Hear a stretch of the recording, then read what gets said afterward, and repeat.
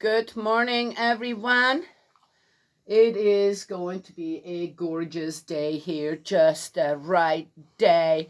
It's kind of cool too. So far, there's going to be over 80 degrees, and the humidity has started. All the rain we had brought that with it. So it's sweaty out there when it gets really warm. Perfect day for sawdust. We need it, and guess what? Spirit World has sent me again wonderful people to do that. We're gonna get a big load today. Yes, the visitors came, and then we got another surprise visitor, kind of. So my youngest daughter is here with her. Yes, praying that it will work out. Wonderful young man, wonderful. I couldn't be happier. And then my son showed up. We were already all in bed. Oh, she's here. So we got up again downstairs, and he's already looked in the fridge. Mom must have made something good today because yes, ah, so wonderful. And I'm going to be taught today on how to make, guess what, chicken ribs. Yes, which are not the actual ribs of the chicken, as I was explained, yes, but by the kind of the shoulder blades, and supposedly they're super good. So first time, and that young man's gonna fix it. He's a very good cook. So, and then my daughter brought me already a Mother's Day present, and guess what? A Korean cookbook.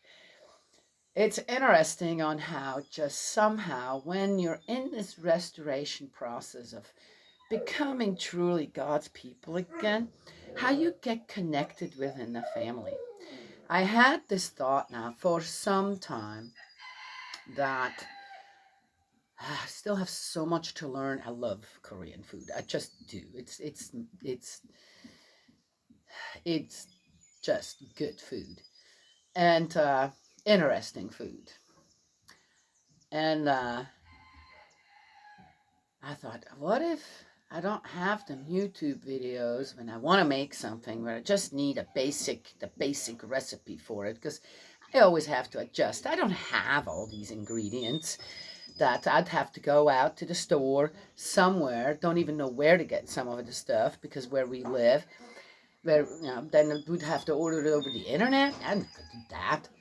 So I need a basic recipe then to adjust it with what I actually have. And it always turns out really good. Yeah. So not authentic, but still. And so I thought, what if I can't watch these videos anymore and kind of get a basic idea and some guidance, on how to fix something that I really like to try. So she brings me this Korean cookbook. Books are a great thing. I hope that they will never go out of style and that people will continuously realize the worth that books have, that you don't have to, once you buy it, you got it. Right? Yes? And it'll be there for when the need is there to go and look something up or reread something again, right?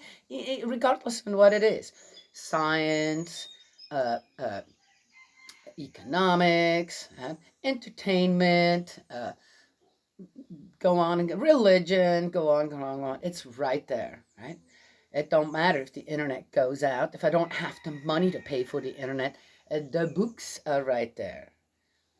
Love it. Which brings me to a situation we had here with our youngest one. Oh my gosh, that was years and years ago now, where we only had dial-up. That was all we got here. My goodness, if ever anyone develops patience for something that you want, really need, because it became such a big part of the school system. And I didn't want my children to not have access or anyway. Then it got a little better, but it ended up that we had no internet at all. So that still happens here. It's a hit and miss kind of. I wonder if it's working today. And she had to do some kind of a paper on I can't quite remember what it was now. Something on science or some guy or whatever, and an inventor or something. And I said, hey, yeah. And she says, Mom, where am I going to get the information that I need? And we just don't have the computer technology here for me to be able to really research that. And I said, guess what? We had a couple of really good sets of encyclopedias. Yes, yeah, and she found even better than you could even. I thought it was even better because there was information in these encyclopedias that are not downloaded were not downloaded on the internet, and we found out later. And so she was able, with just the books that we have on all these things, she was able to put together a really, really good paper. You see? Okay, just saying. Be prepared. A lot of the stuff that's going on out there is all, it will come and it will go. What will last? A book taken well care of will last. And you only pay for it one time. Or do what I do and go to the library and see which books they're throwing out that you can just take home. All right, just see. Okay, so we are in the second book of Chronicles, 35. We're getting to the end of it. Then we're going to be in the book of Ezra.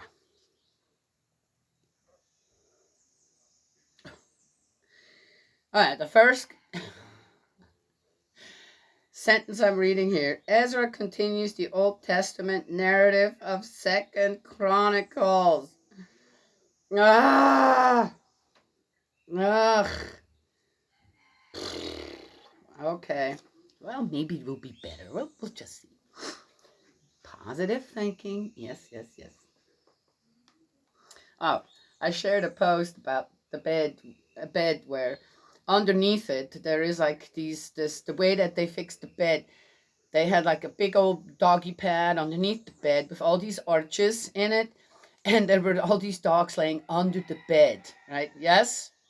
And I shared that on my Facebook page because I thought this is really something, right? I loved it. I said, what an invention! I love it. Now guy comes in and says, dogs are supposed to be outside. And I went in and said, well, look on the bright side. At least they're under the bed, not on the bed, right? Yes? Okay, just say. All right, so 35. Josiah keeps the Passover. Now Josiah kept the Passover to the Lord in Jerusalem, and they slaughtered the Passover lambs on the 14th day of the first month.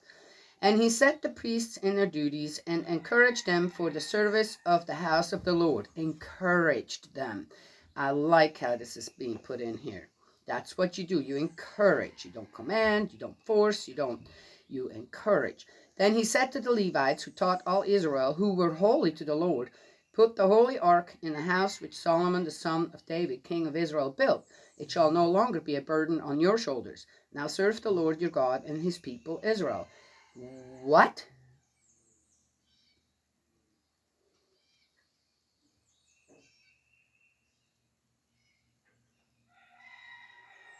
Put the holy ark in the house which Solomon the son of David, king of Israel, built.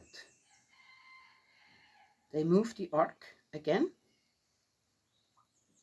to Solomon's palace. Is that what it is?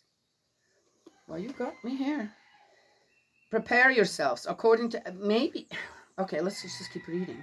Prepare yourselves according to your father's houses, according to your divisions, following the written instruction of David, king of Israel, and the written instruction of Solomon, his son.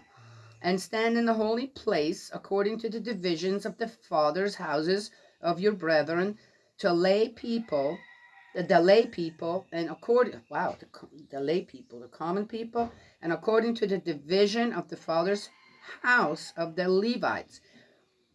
Sounds like this is going all the way back to when all the tribes were given instructions on what their place is among God's people, right? It sounds kind of like that. So slaughter the Passover offerings, consecrate yourselves, and prepare them for your brethren, that they may do according to the word of the Lord by the hand of Moses. It's also interesting.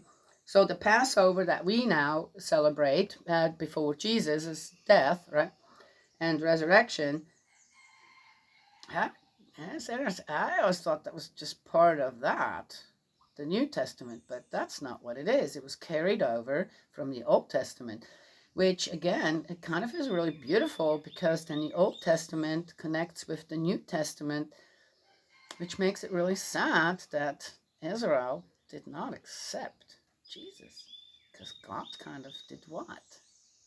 Yes? Tried to show them the connection. All right. What is the matter with you? Is there something wrong? You've been whining ever since you got back. Are you hurt? Are you hurt somewhere? What's the matter, Jake? What's the matter? No. You're all wet. Don't do that. What's the matter? Huh? Can you wait? Go lay down. Go lay down. Oh, here comes the other one. Here, go down. Go on. I'll throw it one time just to get you out of my hair. Go on. Can't really throw it while he's oh, you could just cut that. It's slippery on the steps and he'll run if I throw it and slip, sprain a leg, break it, whatever. So try to avoid that. Mm-hmm.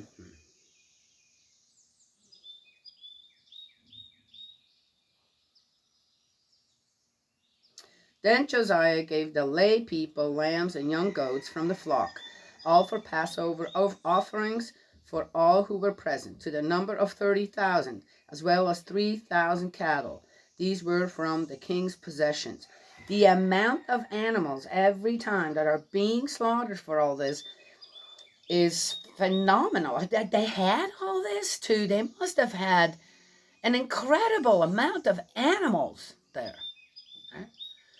Was that part of the constant fighting over territory? Because at that time, couldn't very well go to the feed store and get feed for them or something, right?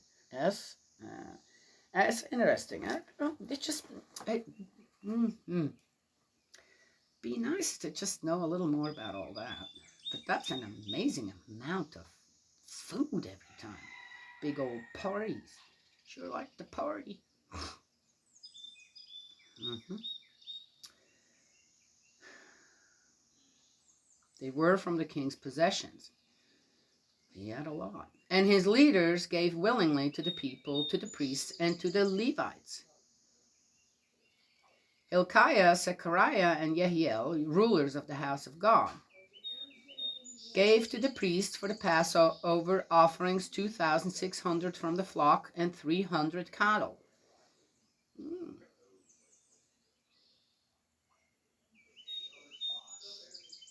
Also, Conaniah, his brothers, Shemaiah, his brothers Shemaiah and Nethanel, and Hashabiah, and Jael, and Josabad, chief of the Levites, gave to the Levites for Passover offerings 5,000 from the flock and 500 cattle. Wait a minute. Chief of the Levites gave to the Levites.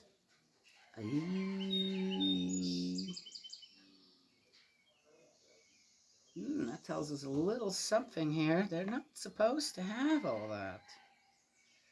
According to. Okay. So the service was prepared, and the priests stood in their places, and the Levites in their divisions, according to the king's command. And they slaughtered the Passover offerings, and the priests sprinkled the blood with their hands, while the Levites skinned the animals. Then they removed the burnt offerings, that they might give them to the divisions of the fathers' houses of the lay people to offer to the Lord, as it is written in the book of Moses. And so they did with the cattle. Can you imagine if we actually still would have to do all that?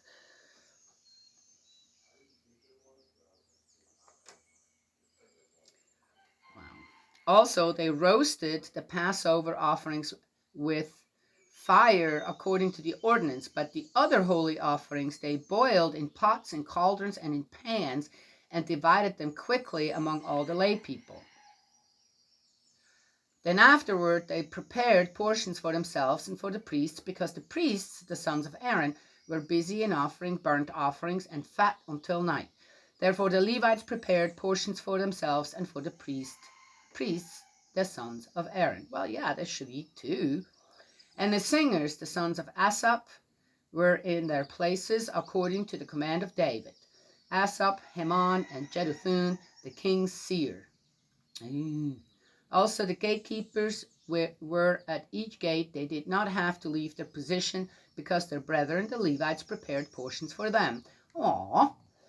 So all the service of the Lord was prepared the same day to keep the Passover and to offer burnt offerings on the altar of the Lord according to the command of King Josiah.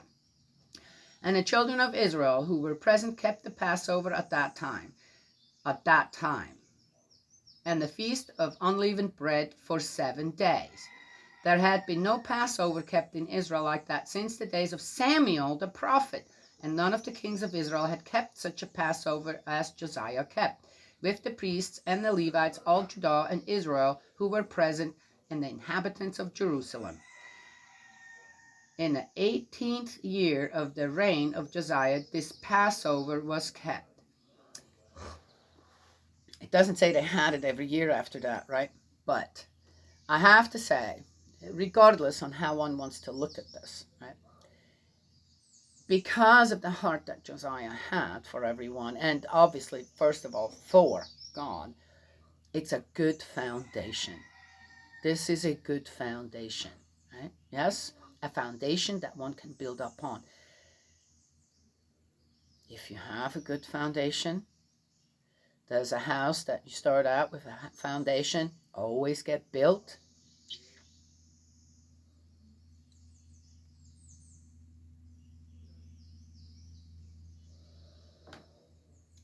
It's kind of sad that one thing I don't hear here is that, and from then on, this still happens today, right? Yes? Yeah. Hi, honey. Mom, do you want breakfast? No. No, I'm good. No? No. What are you guys gonna make? We're gonna make omelets. Oh. Well, if you're making omelets, and I mean, I have a little bit, but yeah. We'll make you one. Just a little bit. Okay. Yeah, I usually eat much later, but that's all right. If somebody cooks, once you smell it, you're gonna want it too. All right. Josiah dies in battle. After all this, when what? Why? What? Well, Josiah has been doing so well so far. Now he's gonna die in battle. Another king going to war. Ugh. After all this, when Josiah had prepared the temple, Necho, king of Egypt, came up to fight against Carchemish by the Euphrates, and Josiah went out against him. But he sent messengers to him, saying, "What have I to do with you, king of Judah?" Oh, that's interesting. "I have not come against you this day, but against the house with which I have war. For God commanded me to make haste." What? Wait. What am I missing here? Let's read this again. I'm missing something. After all this, when Josiah had prepared the temple, Necho, king of Egypt, came up to fight against Carchemish by the Euphrates, and Josiah went out against him. Oh, so Necho, king of Egypt, I guess that was the Pharaoh of Egypt, wasn't going against Judah, but Josiah went out and fought him anyway, because maybe, God Almighty, why am I not getting all the information here? I'm just getting whatever. But he sent messengers to him, saying, so Necho, king of Egypt, is sending messengers to Josiah, I guess, because it says, but he sent messengers to him, saying, What have I to do with you, king of Judah? I have not come against you this day, but against the house with which I have war. For God commanded me to make haste. God, which God? Our God? Josiah's God? So Egypt, the pharaohs of Egypt, this pharaoh of Egypt believed in God? I'm not getting it. What's going on here? Refrain from meddling with God, who is with me, lest he destroy you. Nevertheless, Josiah would not turn his face from him, but disguised himself so that he might fight with him, and did not heed the words of Necho from the mouth of God. Oh, so he came to fight in the valley of Megiddo. Now, why would Josiah do that? It doesn't say. And the archers shot King Josiah, and the king said to his servants, take me away, for I am severely wounded. His servants, we already read this too, and I think I was just as flabbergasted then. His servants therefore took him out of that chariot and put him in the second chariot that he had, and they brought him to Jerusalem. So he died and was buried in one of the tombs of his fathers, and all Judah and Jerusalem mourned for Josiah. Jeremiah also lamented for Josiah, and to this day all the singing men and the singing women speak of Josiah in their lamentations. They made it a custom in Israel, and indeed they are written in the laments. Now the rest of the acts of Josiah and his goodness, according to what was written in the law of the Lord, and his deeds from first to last, indeed they are written in the book of the kings of Israel and Judah. And this last part definitely teaches us, don't go and meddle, right, in the conflict of someone else if you're not a part of it. Right? Yeah, I mean, okay, just saying. It's like, this is what a disappointing last part in a way. What happened there again? Hey, Mom. Uh, Do you mind if we use one morel? no, you can use them all. If you use them up if you want to. Oh no, we're just gonna use like one. Okay. Yes, absolutely. Go ahead. Dry lamb fish. All right, this is the end of 35.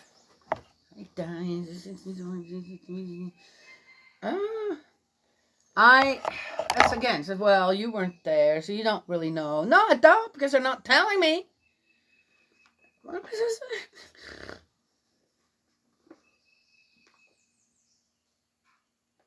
Anyway. But I have a very recent example of that on where one needs to know when to get involved and when not. And look at the whole situation.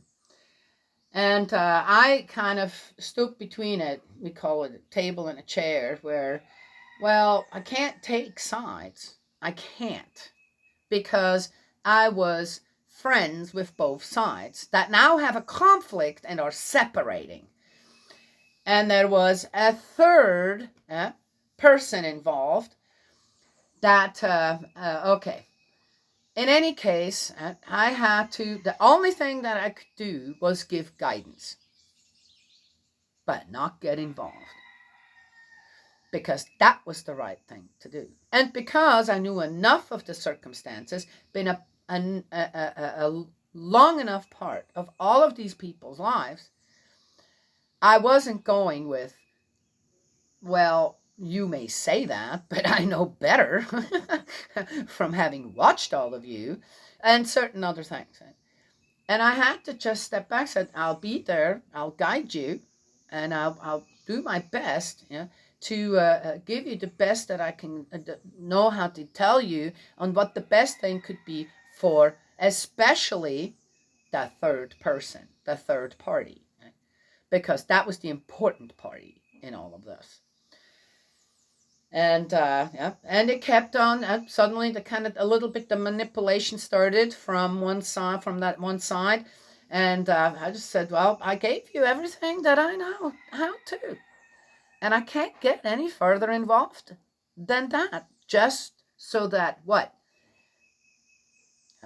Don't use me like that. don't do that. And accept what I can give you under the circumstances. Right? Do you understand what I'm saying? Here, in a way, right, Necho, the king of Egypt, sounds like was what, guided by God? That's a weird one, right? And told even Josiah, hey, don't get involved. Don't do that. That's not. I'm not. I don't have a beef with you. I'm under the same direction as you are. Right? Interesting. Right? And I'm trying to do what's right for my people. Okay, sounds like right? We don't really know why did Necho, the king of Egypt, suddenly go against whoever he went up against. Right? Doesn't say. We're not getting it. Anyway, not yet. Maybe later. Anyway, yes. I'm almost done. Do you know of any places where there's like wild green onions growing around? I have some in the. Go look in the freezer. There's a little container that has already cut. Oh. The cut little chives. Ooh. Yeah. They're kind of done by now, I think. But if that's not what you want, then I'll. But there's a little container in the freezer that has some little green onions in it, and you can use as much as you want. Isn't it amazing? I have everything they want to cook with. I like the wild stuff.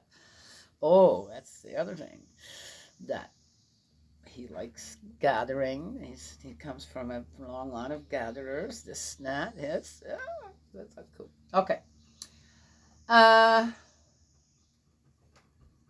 So how to finish up? So, which also is interesting that, again, from what I'm gathering from just this little part here, is that God wasn't just working with the people of Israel. If there was, remember Jesus and the Roman? Okay, that one Roman had a sick servant or whatever, and went and pleaded for his servant with Jesus. Oh, I'm just saying. And it sounds to me as if God was not just staying within Israel. If he was accepted somewhere else amongst the people, he did branch out.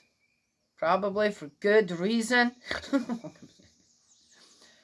Which tells us what? Israel wasn't just supposed to be God's people. Israel was supposed to teach the people around them as well. And you don't do that by going out and killing them off, do ya? Yes. Made my point? I think I did.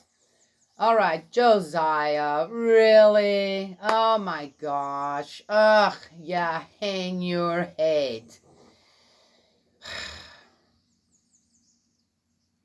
Yes. One bad decision, yes, does not reduce all the good he has actually done. It just led to his death. That's what happened. Yes. All right. Well, that's all I have to share this morning. May Heavenly Parent, not Father, Father too, I'll call it what you want. It's all right. But I think God, the Creator, Heavenly Father, our Father in heaven, I think really enjoys when we call him our parent. Don't you think? Yes? Yeah. I would be very sad if my children suddenly were to start calling me by my given name. Hey, Daniela, how are you? Because I'm not. What the heck? I'm your mom. I'm mama. Mother. Mom. Your loveliest, best mom. Get my drift? Yes? Yeah. Okay. So, may Heavenly Parent bless you and protect you, right? And open your heart for all that love that will come toward you. Yes? Yeah. And I will talk to you all another time.